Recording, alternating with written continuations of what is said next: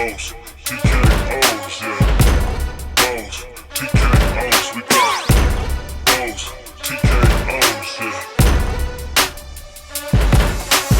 Bows, TKOs, we got bows, TKOs, yeah. Bows, TKOs. Bows and TKOs. We are live, episode 44, coming at you from the Valley. I'm your host, Shane Gillette, for the weekly MMA show. We obviously have a ginormous UFC 300 recap, still buzzing from that card this weekend. I was lucky enough to be in Vegas during the event. I did not get to go to the event. Paid a pretty penny for UFC 299. Wasn't going to cough over $1,500 for UFC 300. Although the max knockout probably would have been worth it alone. But I was there for my first Vegas Knights game against the Avs. Avs were up 3-0. Ended up choking it out in overtime. So Joy there, had a good time. Linked up with a couple Montana friends in the Sin City. But excited to talk about some of the fights that have been booked. We had the PFL in Las Vegas as well, which is kind of ironic. Both promotions in Vegas a day before each other. We have PFL Chicago this Friday, and then again recapping UFC 300. So let's jump right in. We got Alexander Romanov taking on Jailton Almeida at UFC 302. Jailton originally booked against Alexander Volkov, but now he gets Alexander Romanov at UFC 302. We have Randy Brown taking on Elizao Zaleski dos Santos at UFC 302, which should be a banger. Couple amazing fights for 302, including Sean Strickland and Paulo Costa. That's a fight we've all wanted to see. Islam Makhachev and Dustin Poirier. So the Diamond beating the young lion Benoit Saint-Denis at UFC 299. Amazing moment. Now gets to fight again for the strap. We have Nathaniel Wood taking on Daniel Pineda July 20th for that card. And then a few fights announced for the June 8th fight night card. We have rebooked Raul Rosas Jr. and Ricky Tercios, Daniel Marcos and John Castaneda. And then Joe Pfeiffer taking on Marc-Andre Barriol at UFC 303. I am super pumped about the Joe Pfeiffer Marc-Andre fight. That's the fight I called for to be the next match for Joe Pfeiffer. And then I missed one on June 8th. We have Punahele Soriano and Miguel Baeza. Also, obviously, the headliner for 303, Conor McGregor and Michael Chandler, finally official for the International Fight Week card. Getting to see Joe Pfeiffer in front of fans at International Fight Week is going to be phenomenal. And then Carlos Diego Ferreira is in against Matus Rebecki for the May 11th card, as Matus's opponent pulled out due to injury. I think that was Joel Alvarez or somebody like that. And then we have Nico Price now taking on Alex Morano at UFC 302 as Jeremiah Wells pulls out due to injury. Elsewhere in UFC news, we have Cynthia Cavillo off the UFC roster. UFC 308 official for Abu Dhabi. So we know where 301, 302, 303, and 308 are going to be as pay-per-views are starting to populate for the year. There's also the Manchester card. I don't know if that's a pay-per-view. I'm assuming that'll be. And then the UFC all week into the press talking about announcing new equipment. As we expected, the UFC announced new gloves. A big thing that they are looking to avoid is some of the cutting with the seams and the grabbing of the gloves right here at the edge of them where the wraps are. They have new wraps. Champs get gold gloves. There's also new padding on the side of the gloves for any kind of side punching or hammer fists. And they're even 25% lighter. More damage, more speed. Love to see it. Supposedly a better cushion technology where they could be lighter. There's not really a word on if they're going to help with the eye pokes, which that's all the main reason we wanted the gloves. I love the improvements. I love to see it. The Contender Series, people get blue gloves as well. But they are not debuting these until UFC 302. Supposedly they had prepped them for the Contender Series last year. And in my mind, I'm like, why are we not just adding them at UFC 300? We had a couple eye poke situations. You got new gloves, let's use them. But either way, a step in the right direction here for the UFC. And then during UFC 300, the Chael Sonnen Anderson Silva fight inducted into the UFC Hall of Fame. Elsewhere in the world of mixed martial arts, there is the Ryan Garcia Devin Haney boxing fight Saturday on DAZN pay-per-view. We will see if this actually happens, as Ryan Garcia is going AWOL, coked out, being just a hot mess. I would love to see it though, regardless, so I'll definitely get a free stream. But yeah, lots of drama around this fight. No lack of drama here. And then in the world of PFL, we had the Las Vegas event, light heavyweights and lightweights. Brett Primus got a round 2 submission via rear naked choke over Bruno Miranda. Big win for the OG Brent. We had a bummer here. We had Joshua Silveira with a round 1 TKO due to injury over Sadabusi. And then the biggest fight potentially in the first round of PFL matchups, we had Clay Collard with a round 2 TKO over Patricky Freire. Was landing some nice body shots. I thought it was a little bit of an early stoppage, but massive win for Clay Collard. We have Robert Wilkinson with a round 1 TKO over Tom Breese. And we had Impa Kasagane with a round 1 TKO over Alex Polizzi. So that sets us up this Friday, PFL Chicago. We got the welterweights and featherweights for the last round 1 of PFL. We have Murad Ramazanov, the undefeated fighter coming from 1FC. At 28 years old, taking on Laureano Staropoli. We have Timur Kirzriev taking on Brett Johns. Bubba Jenkins and Kai Kamaka III. That should be a ton of fun. We have Godi Yamuchi taking on Neiman Gracie. Gabriel Braga, Justin Gonzalez. Logan Storley and Shamil Musayev, who's an undefeated fighter making his PFL debut. We have Brendan Lognane taking on Pedro Carvalho, and Andrei Korshkov taking on Magomed Omolatov. So those are the fights that I think are worth turning into. I do expect Brendan Lognane, Magomed Omolatov,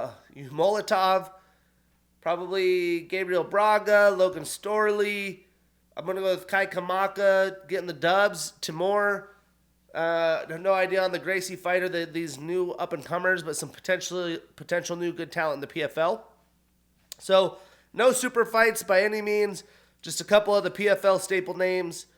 So yeah, tune into that on Friday before the weekend, as there is no UFC this weekend, but we will have enough to buzz from UFC 300, man. I went to Ellis Island, has a nice little outdoor setup with a big screen for the watch party. Had a great time really watching the fights from 3 p.m. on. You could not miss a fight on this card. I went 8-5 on my picks.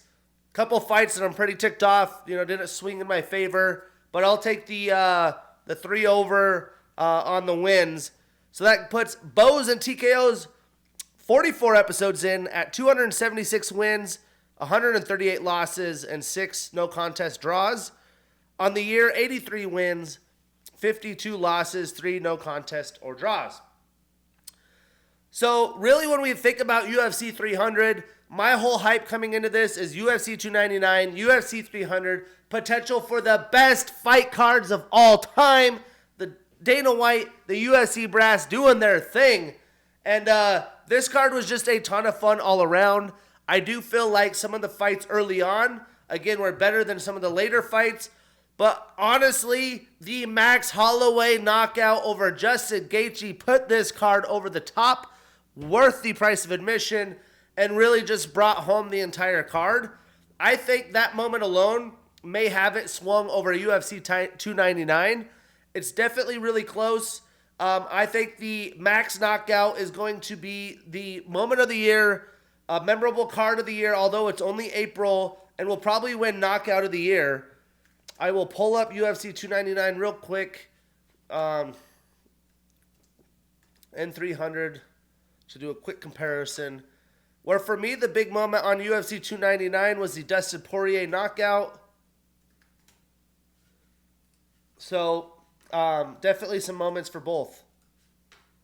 All right, so main events, we had a butt whooping on both cards, except for UFC 299, we got to see 5 rounds versus the 1 round, not even much in the Alex Pereira fight, but we still got to see Alex Pereira knockout. With the star power, I'll give this the slight edge to the main event in 300.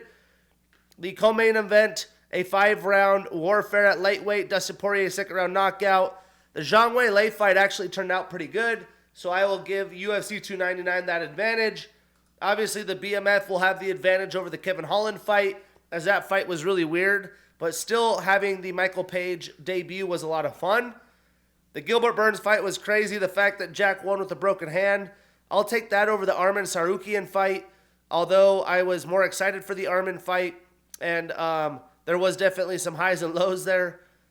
Then I will take the Petr Yan fight over the Bo Nickel fight. But the Yuri Prochazka fight was a huge thing. I really enjoyed the Curtis Blades round 2 finish. Everyone thought that was impossible. Aljo doing his thing. Macy Barber doing their thing pretty even. Mateusz Gamrot wrestling his way to victory. Kayla Harrison's debut, a little bit more star-studdedness there. Kyler Phillips putting on a show against Pedro Munoz. No finish, though. We did get the Diego Lopez finish, so I would say it's a little bit better.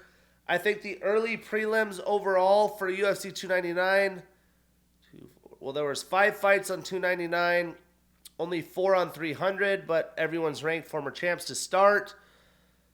The Moicano fight was just meh. The Marina fight, decent. Bobby fight was phenomenal. Figgy fight, decent.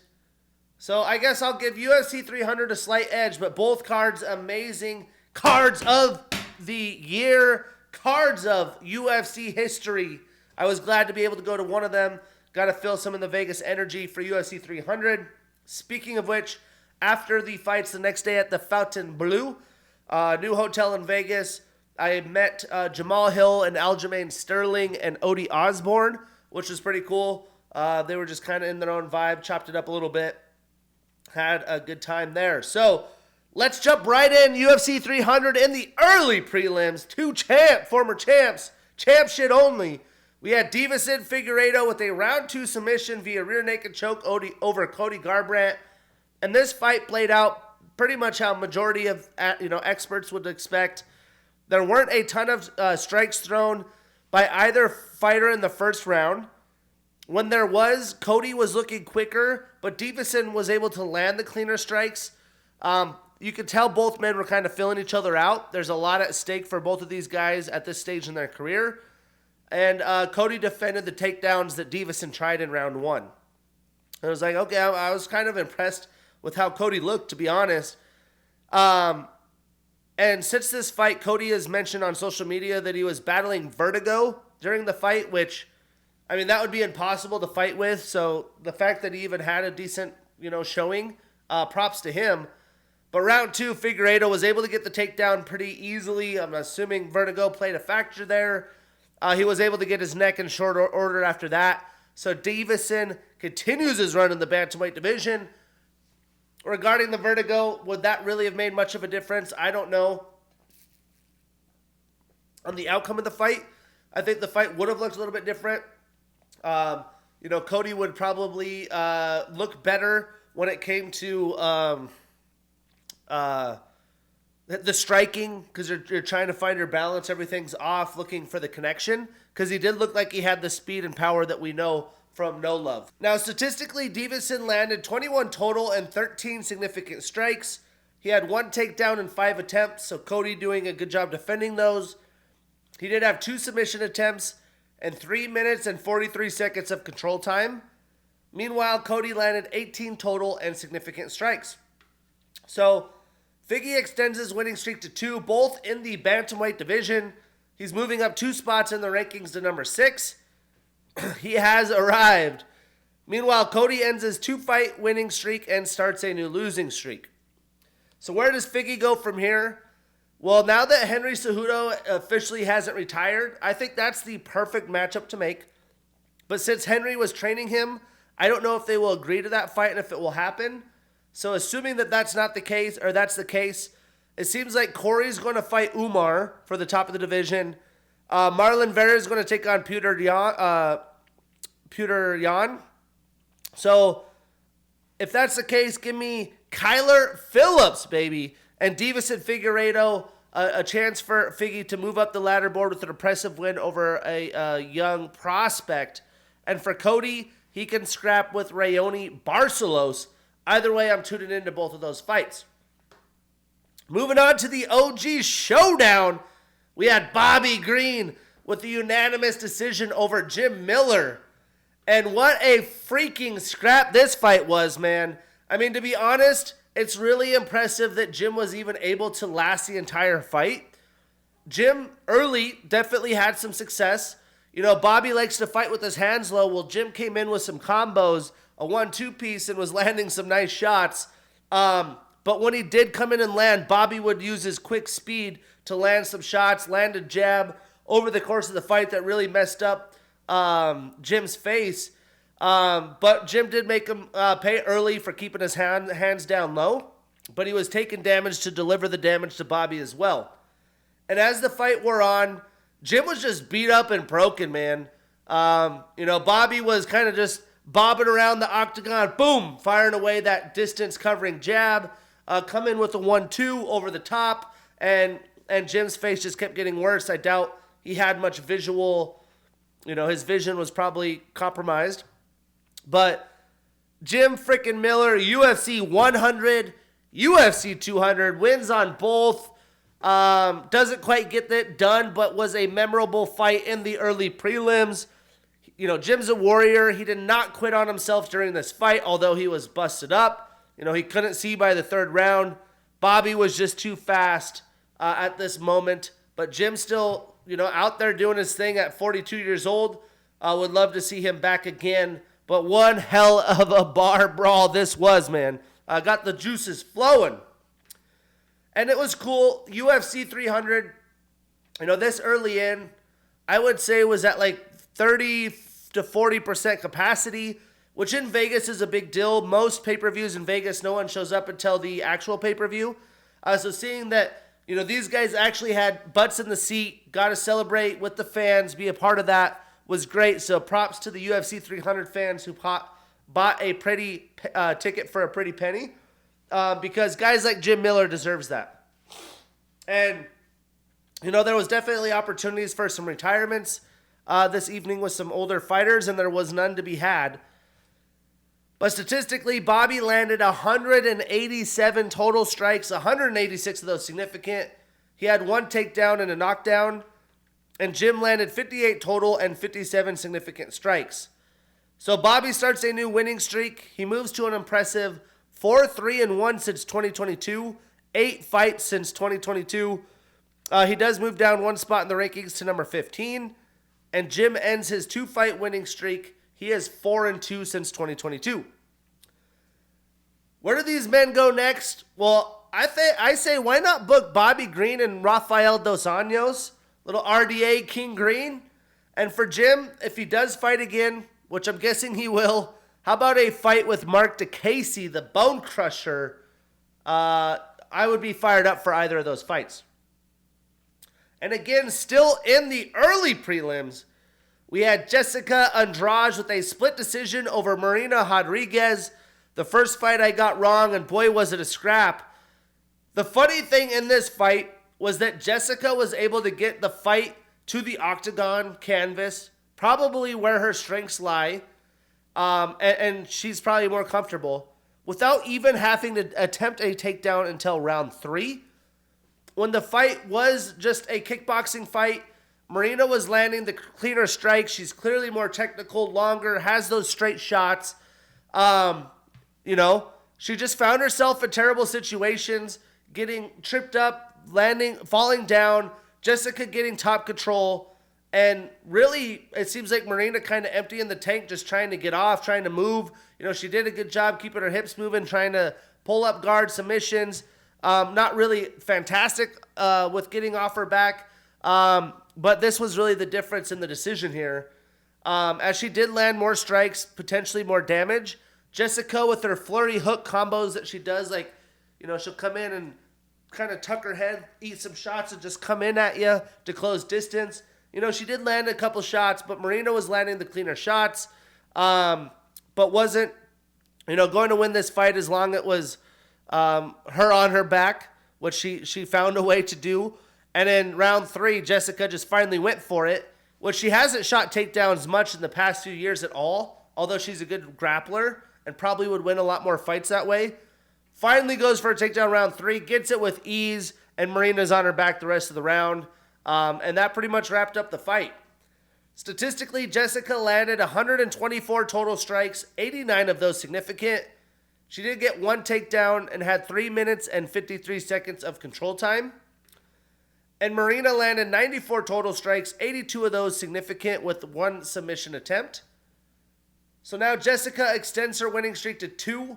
She's really active as well, 4-3 since 2022. She stays at number 4 in the rankings. And Marina starts a new losing streak. She is 2-3 since 2022. She stays at 6 in the rankings. Both these women fought a lot. Sometimes they impress you with their performances. Sometimes they just find themselves in sloppy performances that ends up in losses. And I feel like that was just for Marina. She had some tough breaks, put herself in weird positionings to give Jessica Andrade that top control. Now, Jessica has faced everyone above her in the division, everyone behind her. At this point, I would say let's let her fight Carla Esparza, who she has not fought. I think that would be the matchup to make. And for Marina, she could take on the winner of the Angela Hill and Luana Pinheiro fight. But then it was Money Moicano. Renato Moicano with a round 2 TKO over Jalen Turner. Another fight I got wrong. But this was about what you expected when it comes to a Renato Moicano fight. I mean, he was obviously looking for takedowns early and often. He did 3 takedown attempts per round. But Jalen, he's improved the grappling defense. He did a good job of defending the takedowns, but it wasn't enough in this fight. But really the storyline was when the fight was striking, which wasn't that long in this fight with not a lot of shots exchanged, he was piecing up Moicano. Jalen was landing a ton of damage, and that ended up not being enough because at the end of round 1, boom, he lands a clean shot on Moicano. He flops down. And Turner kind of looks at him and then starts walking away like he was expecting a walk-off knockout. He didn't pounce, although it was close to the end of the round, to come in to get ground and pound for the finish. I am kind of on the side. I don't think he would have had enough time to get that finish, but he didn't take advantage of it. And he's received a ton of criticism for not doing that. And, it really cost him because round 2, Moicano was able to get that takedown and was able to wear on Jalen after all those, takedowns getting back up. That's hard on the gas tank. The pace of this fight was insane, and Renato standed as the winner at the end of it. Huge win for him. They told him not to cuss on the mic. He'll get fined. The first thing he does is start firing off Moicano style. So I'm sure the fans were loving that. Statistically, Jalen landed 16 total insignificant strikes with a knockdown.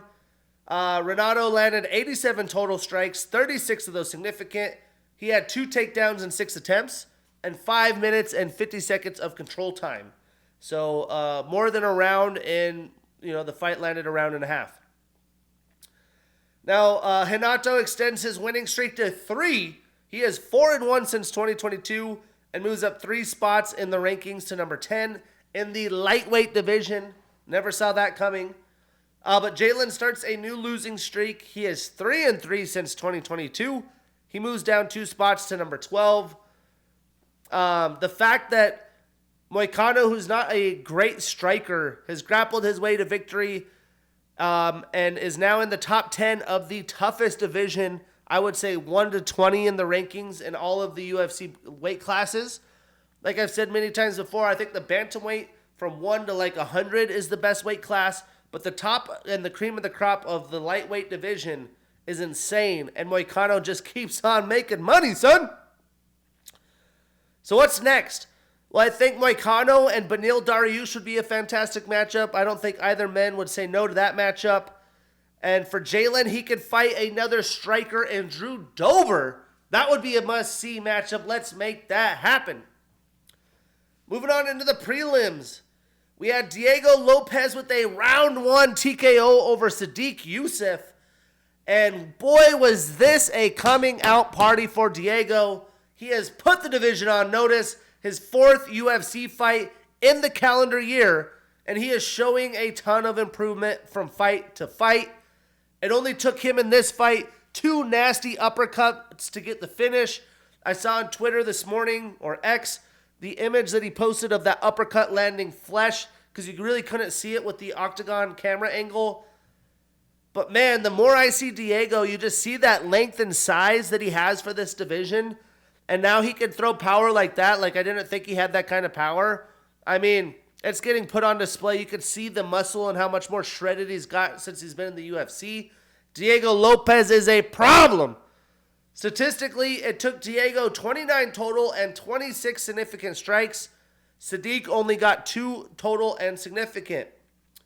This was another fight I got wrong, but man, I will not be betting against Diego Lopez in the near future, I'll tell you that much. So Diego extends his winning streak to 3. He's 3-1 in the UFC since 2023. Enters the rankings at number 14. Sadiq extends his losing streak to 2. He is 2-2 since 2022. And he moves down 2 spots to number 15. So Diego called for Movsar Evloev. I'm super down for that fight. I thought Movsar might get the next title shot. Clearly that's not happening. Ilya now, since he hasn't still booked a fight since his last win, could easily get the rematch with Volk. He seems more so like he likes that, because he ain't want no blessed Max Holloway, boy. But I think Max and Volk are way ahead of the line of Movsar at this point. And for Sadiq, he can fight Billy Quarantillo. And Movsar was the first fight for Diego in his UFC debut where he pushed the pace and definitely made it a tough fight for Movsar. But then we get the long-awaited debut of PFL's finest, Kayla Harrison, with a round 2 submission via rear naked choke over the legend Holly Holm. And, there was a ton all the week, all the month, once this fight was booked, being said about Kayla making 135 pounds for the first time as a pro fighter in her 30s. She's a woman, a mom. She's already shredded. She's not going to have a lot to lose. I myself was even skeptical, but she killed it. She did look super sucked in, seeing her PFL fight photos versus the UFC and weigh-ins, man, and what she looked like by fight night. She didn't have much else to lose. I don't think she's going to be able to do this for very long, but she's not here for a long time. She's here for a good time. It's just crazy to think she was fighting at 155 pounds, took the chance to make it, was able to get it done. And I think having the UFC team, the nutrition, the whole PI to be able to help you work on that is probably a huge factor. A lot of these fighters that come from PFL, come from Bellator, come from other promotions or the minor league, so to speak, LFA, things like that. They have made weight with eating garbage diets, no nutritionists, nobody to help them scientifically diagnose their weight cut, show them proper water cutting, the whole nines. They come to UFC, they got those performance institutes, they have those apexes, really changes their life, gives them more energy, lets them hydrate the right way come fight night. And that's why these apex or UFC PI institutes globally will change the sport forever, and why the UFC is so far ahead of everybody else. Michael Page talked about that on the MMA Hour with Ariel Helwani after UFC 299, as he never had that in Bellator. They just told him to kind of figure it out. So what's even more shocking is when we get to the fight, Holly Holm welcomed the idea of clinching with the bigger Kayla Harrison, who looked way bigger than her. She's like 33, Holly Holm 42. And that definitely backfired. She was able to get a reversal, power over Kayla, and you're like, oh, okay. But Kayla got another reversal. I think myself, like many others, expect Holly to use her boxing, what she's known for, and stay at range. Get the jabs going in, keep Kayla away, defend those takedowns. And that was not the case at all. Kayla basically was able to control the rest of the round one when she got that reversal back, was laying nasty grounded pound standing up. Holly was trapped in a corner. And in the second round, Kayla had a beautifully timed double leg takedown. And she had Holly looking tired already, which she's been fighting 5-round fights. You know, her age could be catching up with her, but she's usually a cardio queen. And Harrison was easily able to find the neck. She was flatlined. Didn't look like Holly really wanted to be there the rest of the fight anyways. So what a debut by Kayla Harrison. I didn't expect anything less. I thought this was a good, tune-up fight for her, so to speak. But statistically, Holly landed 7 total and 2 significant strikes. She was 0 for 1 in her own takedown attempt. She's trying to clinch, get the back lock, and I just don't understand why she was doing that. Kayla landed 68 total strikes, 51 of those significant. She had 2 takedowns in 5 attempts, a submission attempt, and 4 minutes and 51 seconds of control time. I think we could all agree without Amanda Nunes, the UFC bantamweight division has a lot of talent to be desired. And I do believe, now that we've seen Kayla Harrison be able to make the weight, that she would dominate anybody in the division as of now. But Kayla does extend her winning streak to 2. She is 1-0 in the UFC. She enters the rankings at number 4. And Holly starts a new losing streak. She is 1-2-1 since 2022.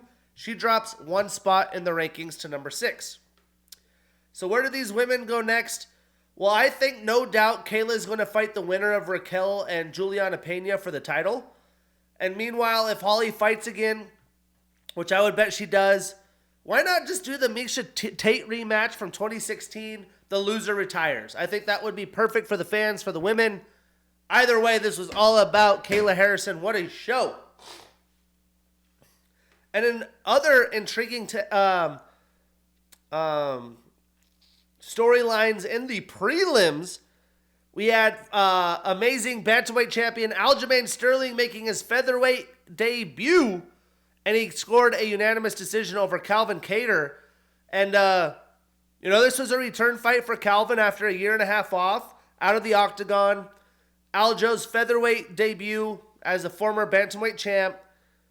But boy, was Aljo looking good without having to cut so hard. He was looking just solid. And you could clearly tell his game plan was to come out and get a win after being knocked out by Sean O'Malley. And he wanted to make a statement at featherweight, and I believe he did.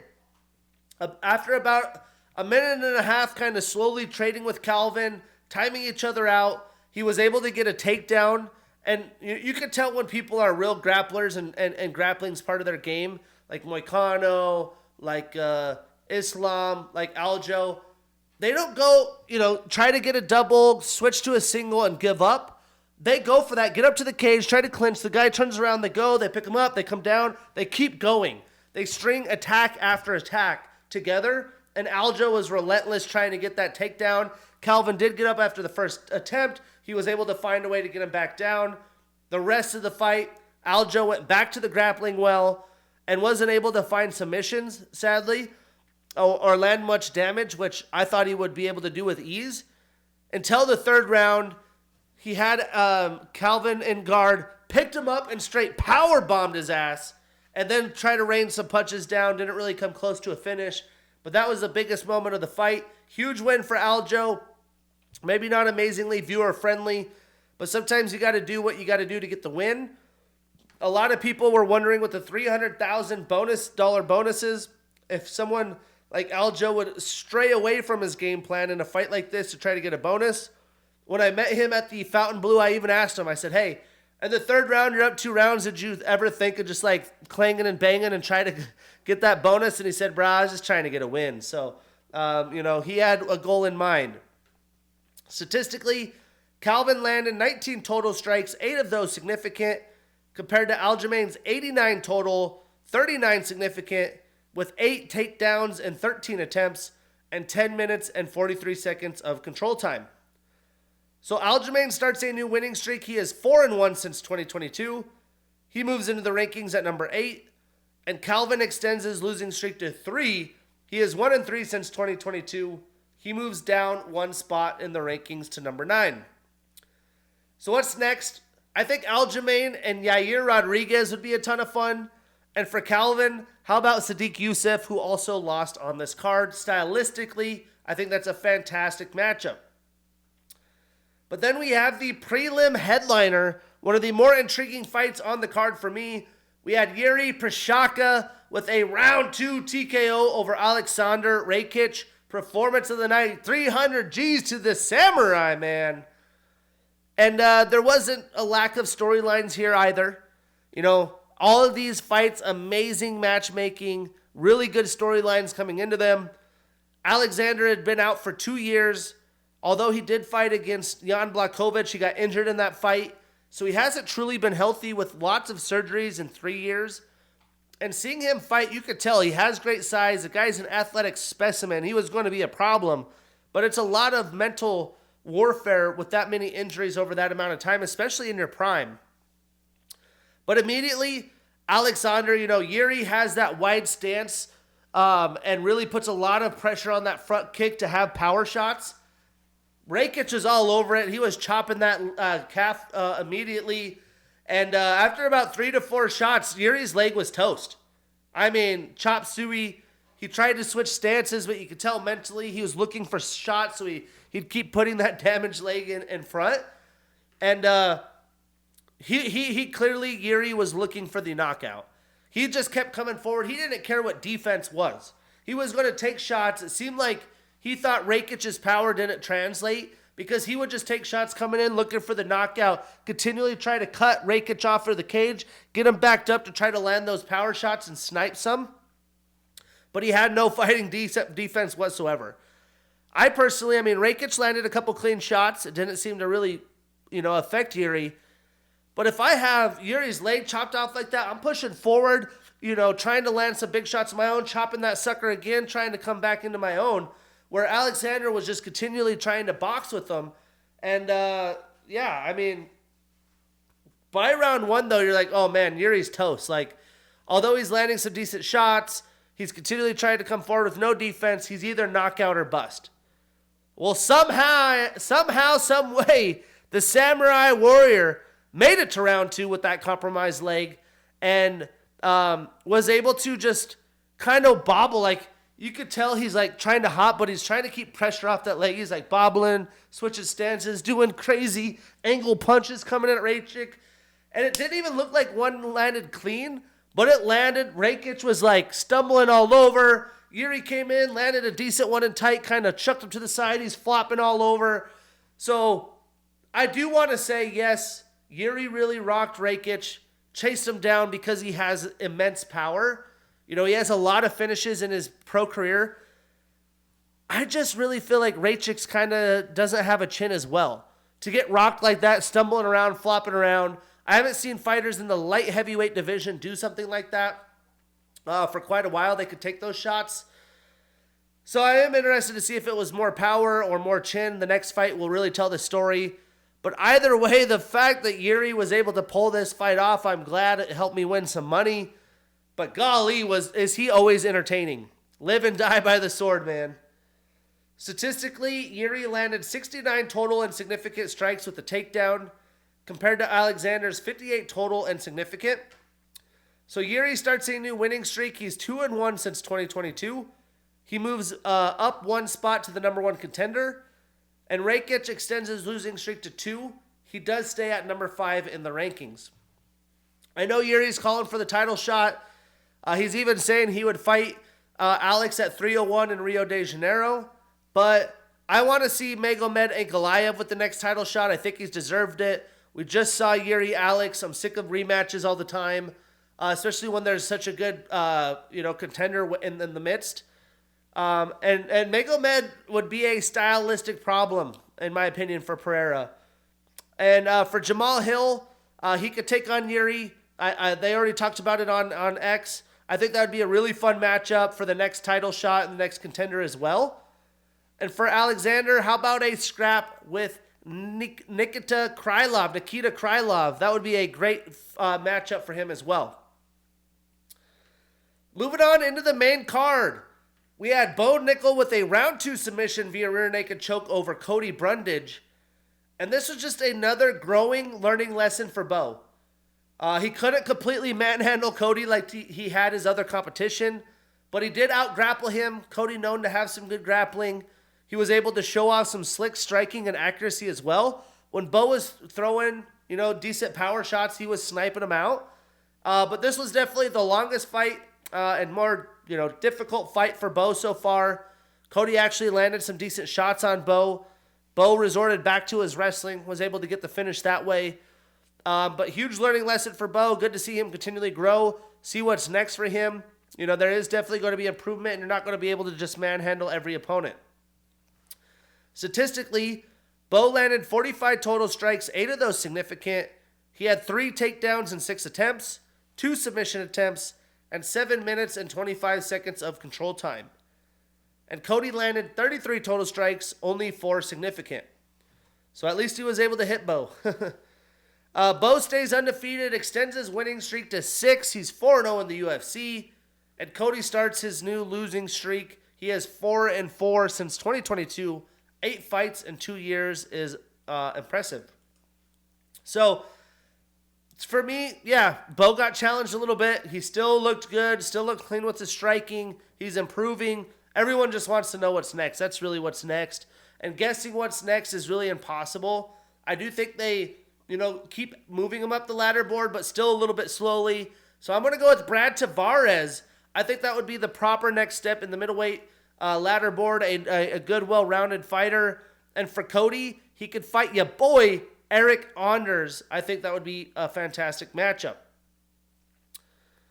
But moving on, we had Arman Tsarukyan with a split decision over Charles Oliveira. Another fight I got wrong, but I'm not too shocked. I mean, this was a coin flip fight. And this fight had its moments. I mean, as you would expect, what is Tsarukyan going to do? He's going to go for takedowns early and often.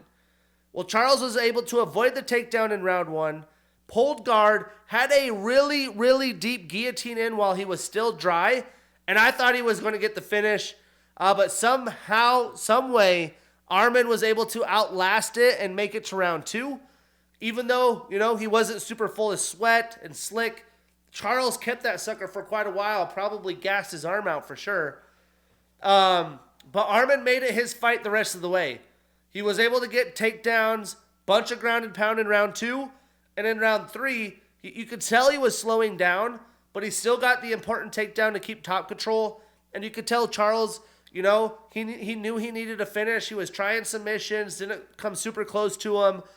He was trying to land big strikes before Arman would get the takedown, but Arman grinded his way to a gritty victory, and this guy, as we all know, is a problem, going to continue to be a problem.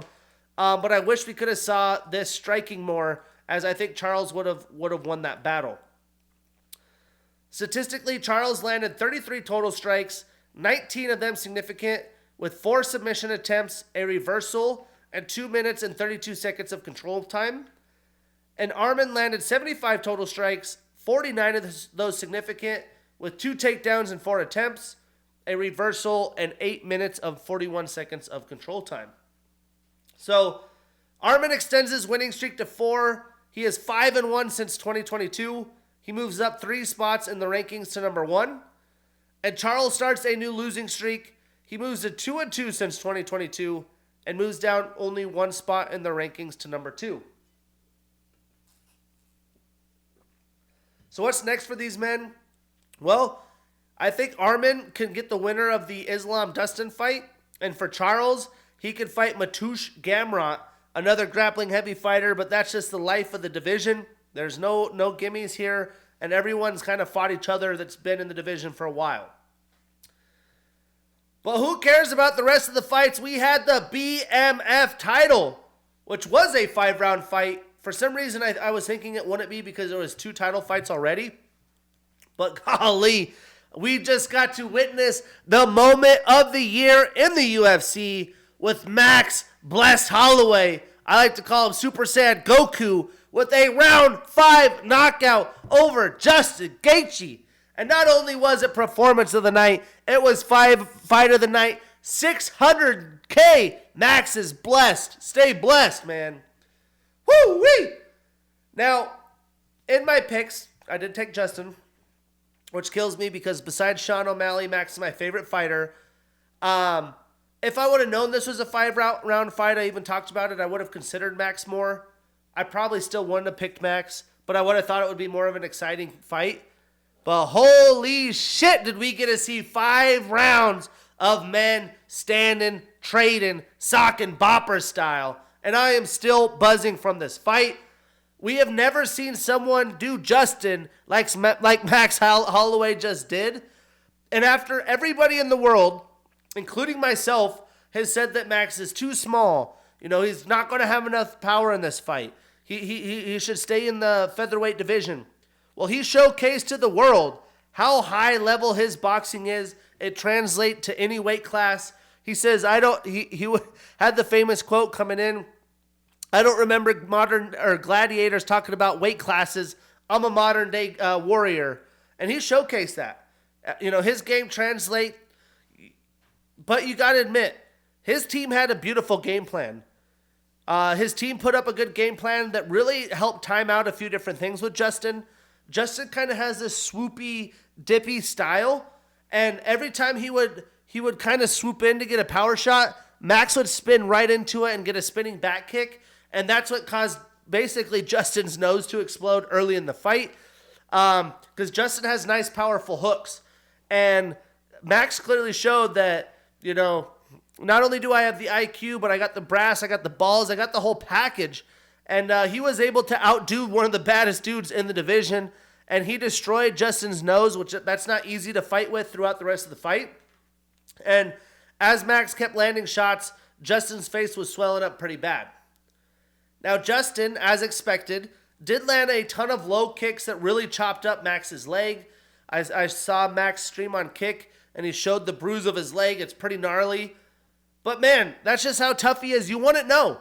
The analyst kept saying he's going to have to switch stances, that leg's gone, blah, blah, blah, like Yuri's was after a few kicks. Well, Max kept on his front foot with his power. He didn't change stances. He continued to come forward in the fight, and he was even walking away after the fight. It didn't really seem to him, he didn't show that he suffered any damage, and after the fight, his face looked pretty good. I mean, Justin wasn't landing nearly to the clip that Max was. Now, there was a couple eye pokes in this fight. Would have been nice to have the new UFC gloves. But I think some of those eye pokes definitely affected Justin's vision more. But Max leveled up, man. He is now Super Saiyan 2 after this fight.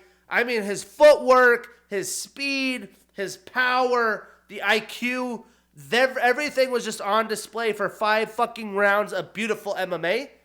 And to top it off, 10 seconds left. You're up 4 rounds. He points to the middle of the octagon. Gaethje comes in, and they are just exchanging. And somehow with 2 seconds left, boom! Max fucking clips him. Knockout of the year. Justin goes down very violently, crumpled like a lawn chair. And if that's not the most BMF thing that you can have, I don't think the BMF strap's ever going to rematch what we just saw.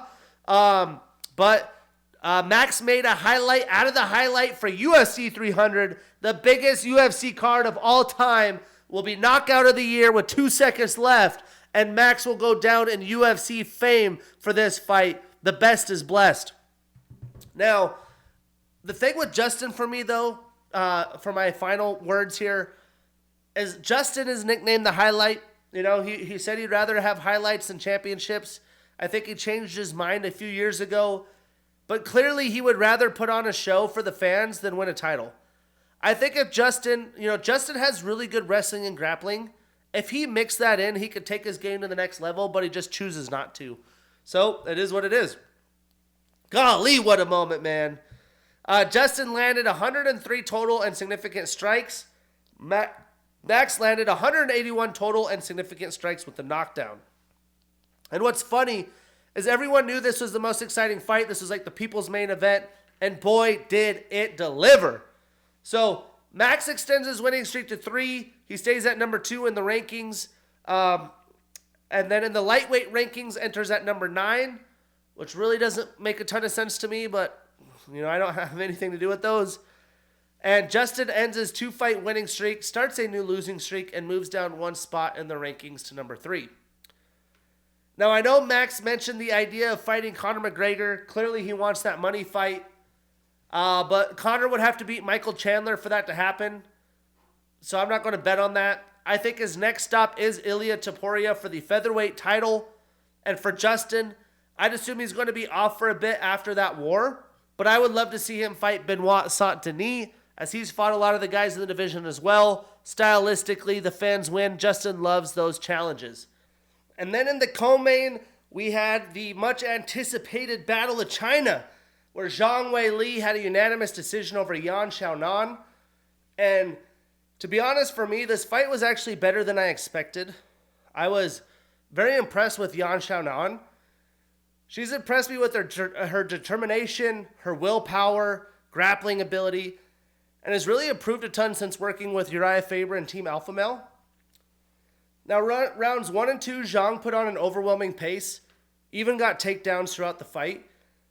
In round 2, she had Yan basically out in a submission, but she was somehow able to last to the bell. Even though she got up, she was clearly out of it, so she got saved from the official actually calling the fight, in my opinion, because she was clearly out of it. But Yan then comes back in round 3 and wins the round, mixed in with her own striking and grappling, and even knocked down the champ. So she basically was choked out, got saved by not being called off, comes out, whoops Zhang Weilei's butt, knocks her down, and I'm just like, what is happening here? She just did a really good job mixing things in, and she seemed to be the fresher fighter. So now the championship rounds 4 and 5 met everything in this fight. But Zhang does what she does. She got takedowns, was able to get a bunch of ground and pound herself, and with Yan having success with the takedowns, it was impressive that she was able to get them when she wanted and was so aggressive with that, but really was able to take the control time to cruise to victory and defend her title. So very back and forth affair. Yan looked really good. She was able to strike and grapple with Zhang for the most part, but Zhang was too much overall. Now, Weili landed 256 total strikes, 106 of those significant, with 6 takedowns and 9 attempts, 2 submission attempts, and 12 minutes and 44 seconds of control time. So more than 2.5 rounds of control time. Yan landed 73 total strikes, 43 of those significant. She had 3 takedowns of her own, 3 for 3, very impressive. A reversal, a knockdown, and 2 minutes and 20 seconds of control time. So Zhang extends her winning streak to 4. She's entered a glorified club. This is her 3rd successful title defense, although the second one on this current reign. And Yan ends her 2-fight winning streak and starts a new losing streak. She moves down 1 spot to number 2 in the rankings. Now, I think Tatiana Suarez is the woman you have to put next in for the title, if you ask me, because Zhang's fought a lot of the other women. And for Yan, she could fight Amanda Lemos, who she has not squared up with yet. That'd be a great fight. And then Poatan did the most Poatan thing, stealing the main event with a quick round 1 knockout over Jamal Hill. And I didn't expect this fight to be long, but I would have liked to seen a little bit more striking battles. Alex was just locked in and focused. He was really doing good, keeping hand control to understand where Jamal was, keeping distance, seeing that he wasn't coming forward. The moment Jamal had pushed into his hand like he was about to push something forward, he threw his hand down and boom, landed a nasty left hook that had viral memes of Jamal, Sweet Dreams Hill, having some sweet dreams. And the funny part is Jamal before that had landed a low groin shot to Alex. Alex didn't flinch, didn't even stop staring at Jamal Hill, pushed away Herb to get to that sequence for the finish. The one thing that we do know for certain, the power of Alex Pereira is unreal. I don't think Jamal has ever been hit that hard, but he did a beautiful job of distance control. He's a kickboxing stud for a reason, and I can't wait to see what's next. Statistically, Alex landed 24 total and significant strikes with the knockdown. Jamal landed 12 total and significant. So Alex extends his winning streak to 3. He has earned his first title defense in the UFC. And Jamal ends his 4-fight winning streak and starts a new losing streak. He moves down 2 spots to number 3. Now, I do believe that Magomed Ankalaev should be the next fighter for the title shot. and that Jamal and Yuri could fight for the rematch if Alex is still champion. But either way, an insane UFC 300 card. I enjoyed being in Vegas for the energy, although I was not at the event. But, you know, we get to live with that energy for a while because we get a weekend off, and then it's back to the Apex, sadly. We have the short notice headliner where Matheus Nicolau, the 5th-ranked flyweight, is taking on Alex Perez. I'm your host, Shane Gillette, episode 44. Please like, subscribe, add comments. Let's get this thing growing. And I can't wait to see you next week.